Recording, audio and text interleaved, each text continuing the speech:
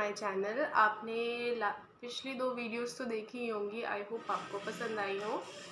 So if you like those videos please keep supporting me. I hope कि मैं आपको आगे भी कंटेंट अच्छा दे पाऊँ। अब हमारी जो ये वाली जो वीडियो है, ये नंबर सिस्टम का लास्ट पार्ट है।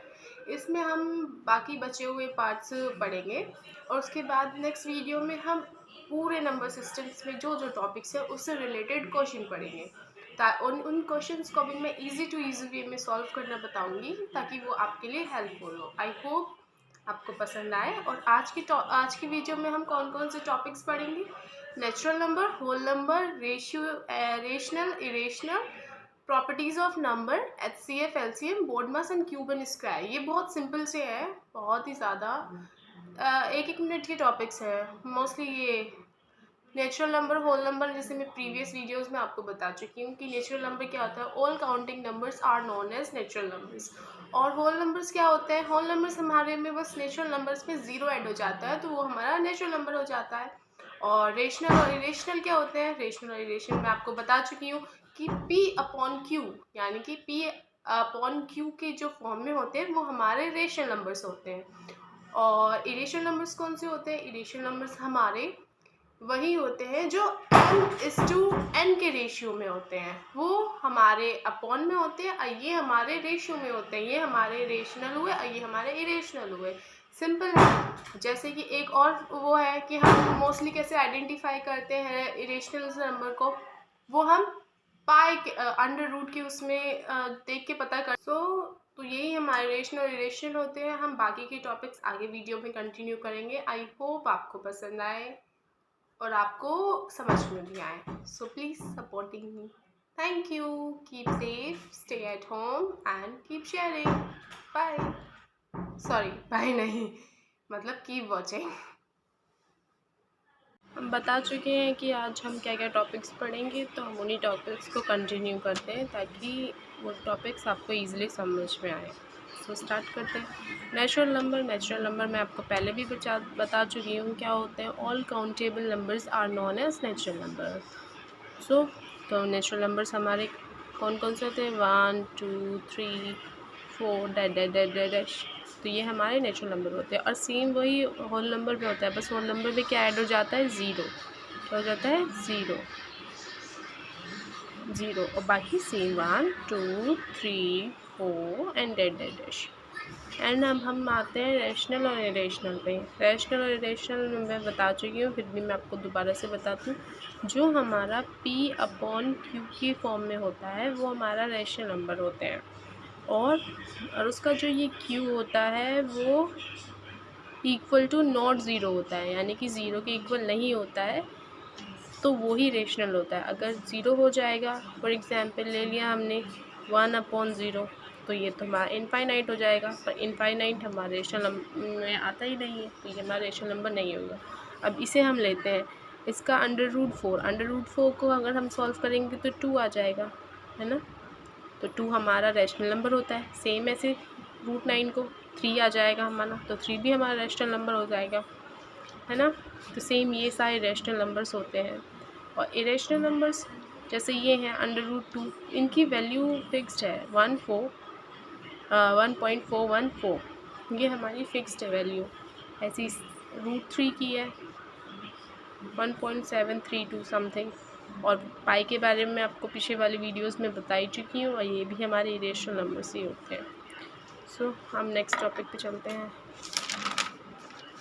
अब हमारा है डिविजिबिलिटी। ठीक है, डिविजिबिलिटी को हम पढ़ेंगे। ये इसके कुछ रूल्स हैं, हम 2 से लेकर 10 तक के आपको रूल्स समझाएंगे, तो हम ईज़िली समझने की कोशिश करेंगे उनकी डिविजिबिलिटी कैसे पता करेंगे। ठीक है, तो फॉर एग्ज़ाम्पल पहले हमारा 2 है, हमें कोई भी नंबर पता करना है कि वो 2 से डिविजिबल है या नहीं है। तो हम पहले देखेंगे कि नंबर हमारा कोई भी हो, 84 है फॉर एग्ज़ाम्पल, अगर वो हमारा लास्ट में इवन है तो वो 2 से डिविजिबल है। ये तो पता ही है, अगर लास्ट में इवन है, इवन नंबर तो 2 से डिविजिबल होते ही हैं। तो उस चीज़ से हम पता कर लेंगे कि हमारा 2 से डिविजिबल है या नहीं है। अब हम 3 पे आएंगे। जैसे 3, अब हमें कोई भी डिजिट दी गई है, अब उससे हमें कैसे पता चलेगा कि वो 3 से डिविजिबल है या नहीं। तो हम सम करेंगे साइज डिजिट का। फॉर एग्जांपल 1 4 6 ले लेते हैं, ठीक है। इन सब का सम करेंगे, 4 और 1 5, 4 और 1 ये 6, 5 और 6 कितना हो गया 11, 11 या ये हमारा डिविजिबल नहीं है, डिविजिबल नहीं है, तो यानी कि ये 3 से डिविजिबल है ही नहीं। अब हम दोबारा दूसरे डिजिट ले लें, अगर 1 2 6 इनका सम करें, 1 2 क्या हो जाएगा 3 और प्लस 6 तो कितना हो जाएगा 9, और 9 हमारा 3 से डिविजिबल है, तो यानी कि ये हमारा 3 से डिविजिबल हो जाएगा। अब अगर हम 4 को लेते हैं, लास्ट की 2 डिजिट को देखेंगे कि जो हमारी डिविजिबल हो रही हैं, अगर 4 से कोई भी नंबर की लास्ट 2 डिजिट या फिर उसके लास्ट में 0 है तो हमारी 4 से डिविजिबल है। फॉर एग्जांपल हम लेते हैं, क्या हो सकता है 4 के लिए 1 4 6 4, हम लास्ट की हम डिजिट देखते हैं 6 4, 6 4 हमारी 4 से डिविजिबल है ना, तो ये हमारी 4 से डिविजिबल हो सकती है। और जैसे कि मैंने बताया, अगर लास्ट में 0 0 है, ये हमारे लास्ट में 0, जैसे मैंने बताया लास्ट में अगर 0 0 भी हुआ तो वो भी हमारी 4 से डिविजिबल हो सकती है, सेम यही है, ठीक है। और 6 वाले में रूल क्या है, 6 वाले में रूल हमारा क्या है, डिविजिबल बाय 2 और 3, कि वो डिजिट अगर वो 2 और 3 दोनों से डिविजिबल हो रही है तो वो हमारी 6 से डिविजिबल है। अगर हम फॉर एग्जांपल यहाँ ले लेते हैं 1 4 6, लास्ट में हमने देखा इवन नंबर है,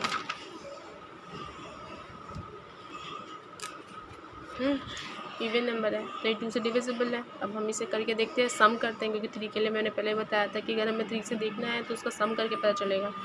तो 4 5 और 6 कितना हुआ, ये हमारा 11 हो गया, तो ये हमारा 11 हो गया, पर 2 से डिविजिबल है, पर उससे डिविजिबल नहीं है, इससे 3 से, तो ये हमारा 6 से डिविजिबल नहीं होगा।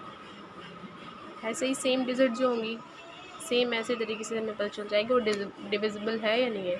अब हम 7 का लेते हैं, 7 का क्या होगा, double the last digit and subtract the remaining, या फिर 0। अगर कोई भी डिजिट होगी उसकी कोई भी डिजिट है उसकी लास्ट डिजिट को हम डबल कर लेंगे और उसे सब्ट्रैक्ट कर देंगे जितने में से भी है। अगर वो बची हुई डिजिट हमारी 7 से सब्ट्रैक्ट हो रही है तो वो हमारी 7 से सब्ट्रैक्ट करेंगे, डिविजिबल हो जाएगी, अदरवाइज़ नहीं होगी, या फिर 0 आ रहा है तो वो हो जाएगा। अब देखते हैं, जैसे फॉर एग्जांपल 1 4 3, अब इसे हम लास्ट की डिजिट, जैसे बोला था इसमें क्या बोला था, लास्ट की जो डिजिट है उसे हम डबल कर लेंगे, लास्ट की डबल क्या की थी 9, अब उसे सब्ट्रैक्ट कर देंगे, क्या है and the subtract the remaining. अब इसमें से सब्ट्रैक्ट करेंगे, सब्ट्रैक्ट कर देंगे, इधर से कैरी लिया, 13 में से 9 गए तो कितने बचे 4, इधर 1 3 4, 1 3 4 हमारा 7 से डिविजिबल है या नहीं है, देखो नहीं है, तो 134 हमारा डिविजिबल नहीं है 7 से, तो हमारा ये नंबर इससे डिविजिबल नहीं होगा। जो डिविजिबल हो जाएगा वो हमारा जो डिविजिबल हो जाएगा, रिमेनिंग पार्ट बचा हुआ, तो वो हमारा क्या होगा 7 से डिविजिबल होगा, पर ये हमारा बचा हुआ डिविजिबल नहीं हो रहा है, तो यानी कि ये डिविजिबल नहीं है 7 से।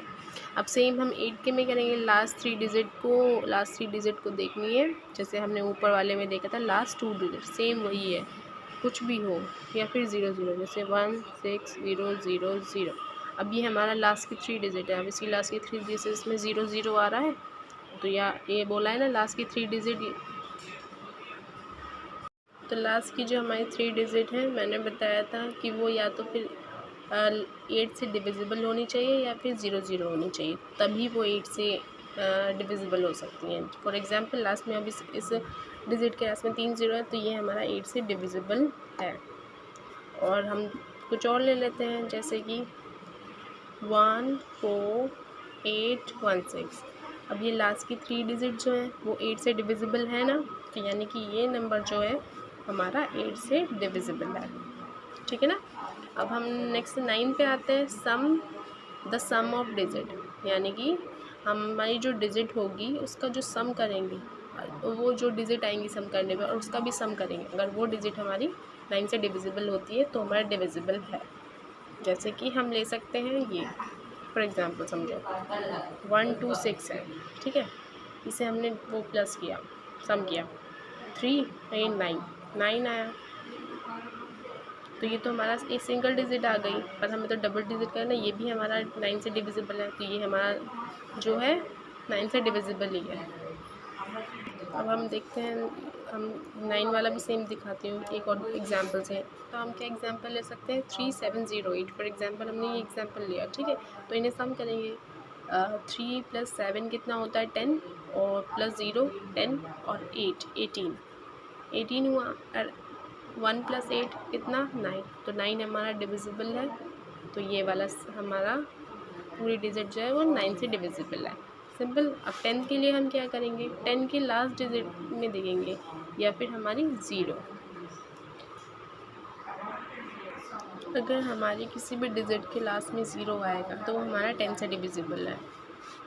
1 8 1 0 0 आया तो ये हमारा 10 से डिविजिबल है। तो हमारा डिविजिबिलिटी हमारा यहाँ पे 2 से लेकर 10 तक के रूल्स मैंने आपको बता दिए हैं। आई होप आपको समझ में आए हो। अब नेक्स्ट हम टॉपिक पे चलते हैं, HCF और LCM। ये भी बहुत इजी है, बस थोड़ा सा ना फोकस देने की ज़रूरत है, और इजी टू इजी वे में आपको बताऊंगी कैसे ये हो सकता है। ठीक है, स्टार्ट करते हैं। पहले हम नॉर्मल वाला वो बताती हूँ कैसे, अगर हम इसे करेंगे तो 8 को अगर कितनी डिविजिबिलिटी होती है, 2 × 2 × 2, यानी 2 की पावर 3। 12 को सेम 2 × 2 × 2 × 3, 2 की पावर एक एक्स्ट्रा हो गया, 2 की पावर 2 × 3, तो इन लोगों का कॉमन क्या आया है 4। अब इसका इजी वे बताती हूँ कैसे हो सकता है इजी। 8 और 12 का डिफरेंस देखते हैं, कितना है दोनों के बीच में डिफरेंस 4, अब 4 देख लेंगे, हमारे 4 दोनों को डिविजिबल कर रही है, 4 8 को भी कर रही है और 4 12 को भी करती है, तो इसका आंसर क्या हो जाएगा 4। इतना कुछ करने से बेटर ये है, डिफरेंस से हम इसका पता कर सकते हैं इसका HCF क्या होगा। अब इस 3 डिजिट वाले में क्या करेंगे, छोटी 2 डिजिट को देखेंगे, जैसे ये इन लोगों का डिफरेंस क्या है, इनका क्या है डिफरेंस 8 डिफरेंस है। अब 8 से हम जो है डिविजिबल लिख लेंगे, 8 हमारा किस से डिविजिबल है, 8 से डिविजिबल है, और किससे 4 से 2 से 1 से। अब हम क्या करेंगे, हम देखेंगे 8 से हमारी ये तीनों डिजिट डिविजिबल है, 24 तो हो ही सकता है, 32 भी हो सकता है, बट 54 नहीं हो सकता, तो यानी कि ये इसका आंसर नहीं हो सकता। ठीक है, हम कैसे टर्म में चलेंगे, ऐसे लेफ़्ट टू राइट उसमें चलेंगे तो देखेंगे। अब 4 का देखते हैं, 4 पे ये डिविजिबल है, 32 पर 54 नहीं है, तो यानी कि ये आंसर भी नहीं हुआ। 2 से देखते हैं, 24 भी डिविजिबल है, 32 भी डिविजिबल है, 54 भी, तो इसका आंसर क्या होगा, इसका आंसर होगा 2। सिंपल है ना, क्लियर हो गया। अब हम LCM का देखते हैं। LCM नॉर्मली लोग ऐसे करके निकालते हैं, इसमें बहुत ज़्यादा टाइम वेस्ट हो जाता है, तो हम सिंपल वे में निकालते हैं। कैसे कर सकते हैं, जो इनमें सबसे बड़ी डिजिट है, सबसे बड़ी डिजिट है क्या है 24 लिख लिया ऊपर, और बाकी की 3 डिजिट नीचे लिख लेते हैं, 3 6 और 12। अगर 3 से डिविजिबल है, हाँ इससे भी डिविजिबल है और 12 से भी है, तो इसका जो LCM होगा वो क्या होगा 24। क्या होगा 24, सिंपल। और अब इसमें थोड़ा सा क्वेश्चन चेंज कर देते हैं। सेकंड क्वेश्चन है, क्या है सबसे बड़ी क्या है 27, 3 6 9, ठीक है। 3 से तो 27 डिविजिबल है, 9 से भी है, पर 6 से नहीं है ना, तो हम इसमें क्या कर लेंगे 2 की इंटू कर लेंगे, ठीक है ना, 2 की इंटू कर लेंगे 24, तो इसकी इंटू करने पे क्या आएगा 54। अब ये हमारा 6 से भी डिविजिबल है, तो इसका जो LCM होगा वो कितना होगा 54। ऐसे ही सारे क्वेश्चंस होंगे, आपको ईजिली कर सकते हैं सिंपली। 5 मैं एक बार फिर से बता देती हूँ कि जो सबसे बड़ी डिजिट होगी वो ऊपर लिखेंगे, बाकी की रेस्ट डिजिट नीचे लिखेंगे, जिससे हम इजीली अपना एलसीएम निकाल सकते हैं। और जो डिजिट से हमारी अगर कोई भी बाई चांस कोई डिजिट नहीं कट रही है तो उसमें 2 का मल्टीपल करके हम उस डिजिट को काट देंगे, जो डिजिट आएगी वो हमारा आंसर होगा।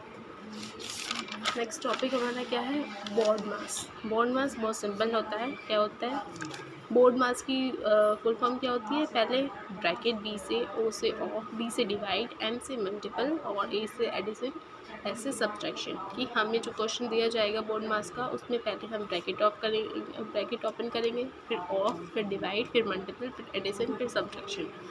ठीक है। अब जैसे इस वाले क्वेश्चन में हम लोग देख सकते हैं, ये क्वेश्चन है, इसमें हमारा सबसे पहले हम क्या सॉल्व करेंगे, ब्रैकेट 3 कितना है 3, फिर उसके बाद क्या होता है बोर्ड मास में, ब्रैकेट के बाद ऑफ है, फिर इसका डिवाइड है, 3 से हमने 9 डिवाइड किया, कितने ज़ा होता है 3 ज़ा, और फिर क्या है इनटू, उसके बाद मल्टीप्लाई है, तो कितना हो जाएगा 9। सेम एज इसमें करेंगे हम, पहले हमारा इसमें क्या है डिवाइड, तो 3 3 ज़ा 3 से डिवाइड हो जाएगा, फिर पहले हम क्या करेंगे ब्रैकेट करेंगे 3, ठीक है। फिर इसके बाद हम क्या करेंगे डिवाइड करेंगे, सेम क्वेश्चन है, सॉरी मैंने बाय मिस्टेक सेम ही उतार लिया है। तो चीज़ें तो आपको क्लियर हो ही गई होंगी, पर आई होप आपको ये वीडियो पसंद आई हो। तो please do like, keep sharing and stay at home. So हम नेक्स्ट वीडियो में मिलते हैं। आई होप आपको आज का टॉपिक्स क्लियरली आए हो समझ। बाय।